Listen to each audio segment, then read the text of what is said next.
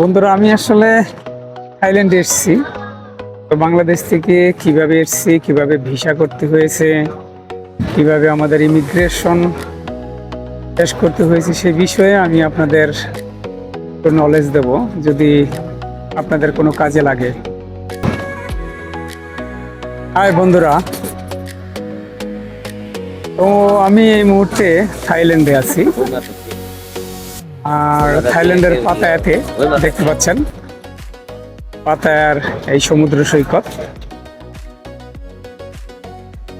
তো দেখতে পাচ্ছেন সামনে পাহাড়ের শুরুতে ওই পাতায়া সিটি লেখা রয়েছে। এটি একটি জেটি। আমি জেটির মধ্যে দাঁড়িয়ে এই ভিডিওটি করতেছি।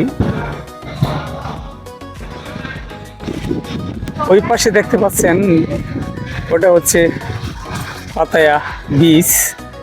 আর এই বিচ থেকেই এই জেটিটি অনেকটা সমুদ্রের দিকে চলে গিয়েছে। আর এখান থেকে বিভিন্ন লঞ্চ দেখতে পাচ্ছেন। লঞ্চের পাশাপাশি এখানে অনেক ছোট বড় স্পিড বোট পেয়ে যাবেন। আর এই লঞ্চ এবং স্পিড বোট দিয়ে এই পাতায়ার এই জেটি থেকে আপনারা যেতে পারবেন কোরাল আইল্যান্ডে।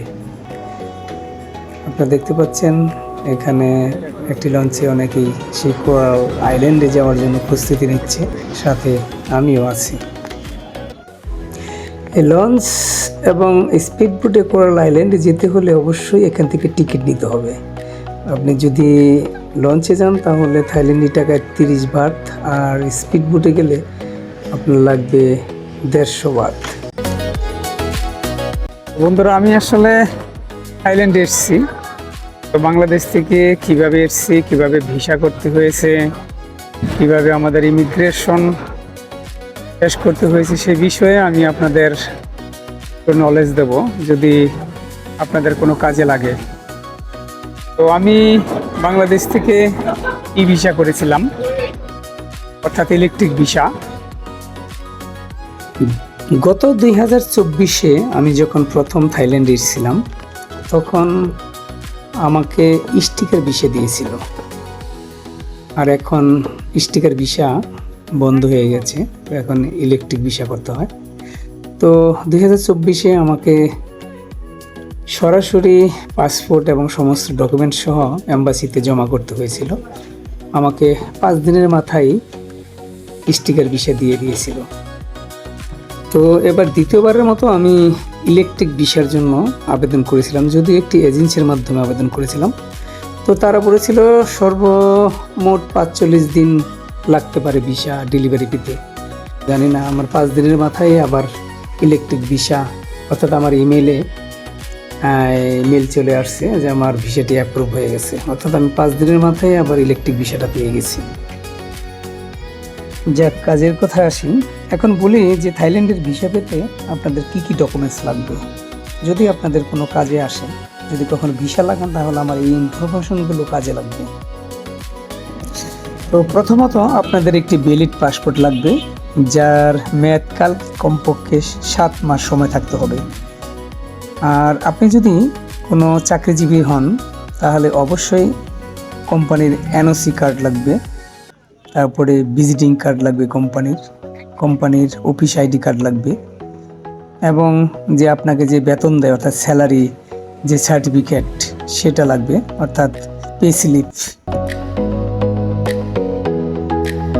আপনি যদি ব্যবসায়িক হন তাহলে অবশ্যই আপনার ট্রেড লাইসেন্স লাগবে, সেটা ইংরেজিতে লোটারি করা। আর আপনার নিজের ভিজিটিং কার্ড এবং ব্যবসায়িক পিট, আর ব্যাংক সলভেন্সি এবং ব্যাংক স্টেটমেন্ট তো অবশ্যই লাগবে। এই থাইল্যান্ডের ভিসার ক্ষেত্রে আপনার ব্যাংক স্টেটমেন্টে মিনিমাম 1,80,000 থেকে 1,20,000 টাকা ব্যালেন্স দেখাতে হবে। আর লাগবে ছবি 35x45, অবশ্যই ল্যাব প্রিন্ট ম্যাক পেপারে।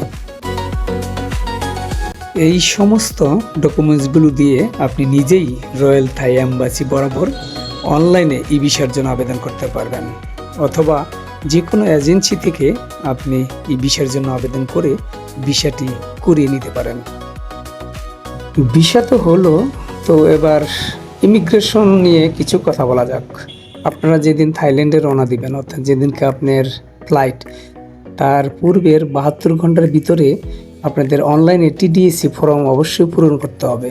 এটা হচ্ছে থাইল্যান্ড ডিক্লারেশন অ্যারাইভাল কার্ড, অর্থাৎ এই অনলাইনে এই টিডিসি কার্ডটি যদি আপনি পূরণ না করেন তাহলে কিন্তু আপনাকে থাইল্যান্ডের ইমিগ্রেশন কিন্তু পাস করতে দেওয়া হবে না, আপনাকে কিন্তু বাংলাদেশে ব্যাক করে দেওয়া হবে এয়ারপোর্ট থেকে। যেহেতু ইন্টারন্যাশনাল ফ্লাইট, তাই বিমানে ওঠার 3 ঘন্টা পূর্বেই আপনাকে বিমানবন্দরে পৌঁছাতে হবে। আর বাংলাদেশ বিমানবন্দরে ইমিগ্রেশন এবং বোর্ডিং পাস নিতে গিয়ে আমাকে কী কী প্রশ্ন করেছিল সেই বিষয়েই আপনাদের বিস্তারিত বলছি। যেহেতু আমি ইউএস বাংলায় ফ্লাইটে যাচ্ছি, তাই আমি ইউএস বাংলার ফ্লাইটের কাউন্টারে বোর্ডিং পাসের জন্য দাঁড়ালাম। তো আমার যখন সিরিয়াল আসলো তখন আমি পাসপোর্ট এবং আমার রিটার্ন টিকিট সহ সেই ডিউটি অফিসারের কাছে জমা দিলাম। তো উনি কিছুক্ষণ আমার টিকিটটা দেখে কম্পিউটারে তারপরে বলল যে আপনি থাইল্যান্ড যাচ্ছেন, আপনার যে ইলেকট্রিক ভিসা রয়েছে তার কপি দেন। তো আমার কাছে ছিল, আমি সেই কপিটা দিলাম তার কাছে। তো কিছুক্ষণ কপিটা উনি কম্পিউটারে দেখলো, তারপরে বলল যে আপনার কাছে যে থাইল্যান্ডের ভিসা যে আপনি পেয়েছেন, অর্থাৎ আপনার কাছে যে মেল আছে, যে মেলে আপনার সেই ভিসাটা এসছে, আমাকে সেই মেলটা দেখান। তো আমার মোবাইলটা আমি দিলাম, সেই মেলটা বের করে দিলাম, উনি দেখলো, তারপরে আমাকে বোর্ডিং পাস দিয়ে দিল।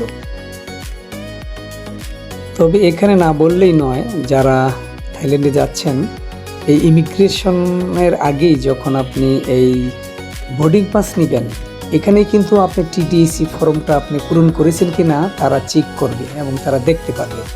আর যদি না করে থাকেন তাহলে আপনাকে অবশ্যই এই এয়ারপোর্টে একটি দোকান রয়েছে, কম্পিউটার দোকান, আপনি সেখান থেকে 5 থেকে 10 মিনিটের ভিতরেই আপনি পূরণ করে নিতে পারবেন। সেক্ষেত্রে কিন্তু আপনাকে অবশ্যই চার্জ দিতে হবে বাংলাদেশি টাকায় 300 টাকা। বোর্ডিং পাস তো নেওয়া হলো, এবার চলেন যাই ইমিগ্রেশন ফেস করতে। দেখি বাংলাদেশ ইমিগ্রেশন আমাকে কি প্রশ্ন করে। তো ইমিগ্রেশন শেষ করলাম, এখন লাউঞ্জে হাঁটাহাঁটি করছি। তো আমাদের বিমান হচ্ছে 9:20 ইউএস বাংলা। তো ইমিগ্রেশনে তেমন একটা কিছু জিজ্ঞেস করেনি আমাকে, শুধু বলেছে আপনি কি করেন। আমি বললাম আমি বিজনেস করি। তো কতদিন থাকবেন, আমি বললাম 9 দিন। তারপরে সিল দিয়ে দিল। খুব সহজভাবেই ইমিগ্রেশন শেষ করলাম এই বাংলাদেশ শাহজালাল ইন্টারন্যাশনাল এয়ারপোর্টে। তো বন্ধুরা, আমাকে তেমন কিছু জিজ্ঞাসা করেনি, আর আপনাদের ক্ষেত্রে যে এমনটা হবে তা নাও হতে পারে।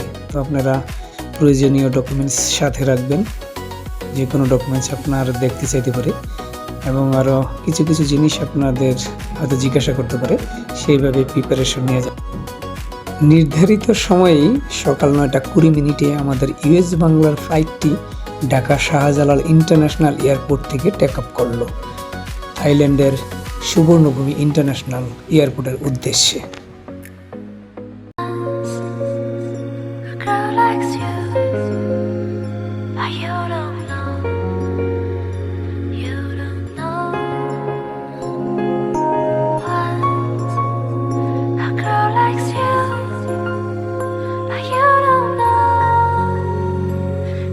থাইল্যান্ডের সময় ঠিক 1:10 থাইল্যান্ডের সুবর্ণভূমি ইন্টারন্যাশনাল এয়ারপোর্টে আমাদের ইউএস বাংলার ফ্লাইটটি ল্যান্ড করলো।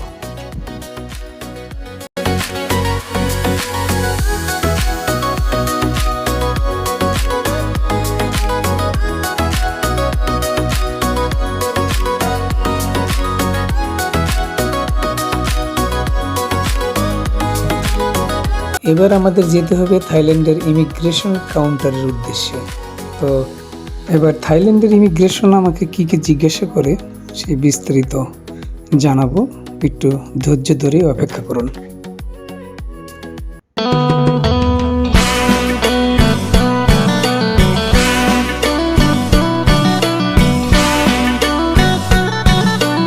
আপনারা যদি থাইল্যান্ডের কোনো কোম্পানির সিম কিনতে চান তাহলে এখান থেকেও নিতে পারবেন। দেখতে পাচ্ছেন বিভিন্ন কোম্পানির সিম বিক্রি হচ্ছে। তবে আমি আপনাদের সাজেস্ট করব যে আপনারা ইমিগ্রেশন শেষ করে ওই এয়ারপোর্টের বাইরে, অর্থাৎ ওইখান থেকে নেবেন। আর ওইখানে অনেক অনেক কাউন্টার রয়েছে এবং ওইখানে অনেক সাশ্রয়, কম মূল্যে আপনি সিম পেয়ে যাবেন। দেখতে পাচ্ছেন থাইল্যান্ড ইমিগ্রেশনে প্রচণ্ড ভিড়। বাস্তবে কি এই থাইল্যান্ডে প্রচুর পর্যটক, অর্থাৎ সারা বিশ্ব থেকে অনেক অনেক পর্যটক এই থাইল্যান্ডে বেড়াতে আসছে। দেখছেন যে ইমিগ্রেশনের লাইনে কত হাজার হাজার পর্যটক। তো বন্ধুরা, আমার ইমিগ্রেশন হয়ে গেল। এখানেও আমাকে তেমন কিছু জিজ্ঞাসা করেনি, আমাকে শুধু জিজ্ঞেসই করেছিল তোমার নাম কি। আমি নাম বলেছি, আর বলছে তোমার সাথে কি এসছে। আমি বললাম আমার সাথে আমার এক বন্ধু এসছে, অর্থাৎ আমরা দুজন এসছি। এটুকু জিজ্ঞেস করলো, পরে ফিঙ্গার দিলাম, আমাকে সিল মেরে দিয়ে দিল। আমি ইমিগ্রেশন শেষ করে বাইরে চলে আসলাম। তো বন্ধুরা, যাই হোক, সবাই ভালো থাকবেন। আর আমি যে ইনফরমেশনগুলো দিলাম যদি আপনাদের কাজে লাগে তো আমি ধন্য হব। আর আপনাদের যদি আরও কোনো ইনফরমেশন লাগে আমাকে মেসেঞ্জারে নক করবেন, তো আমি যথাসাধ্য চেষ্টা করব আপনাদের জানার।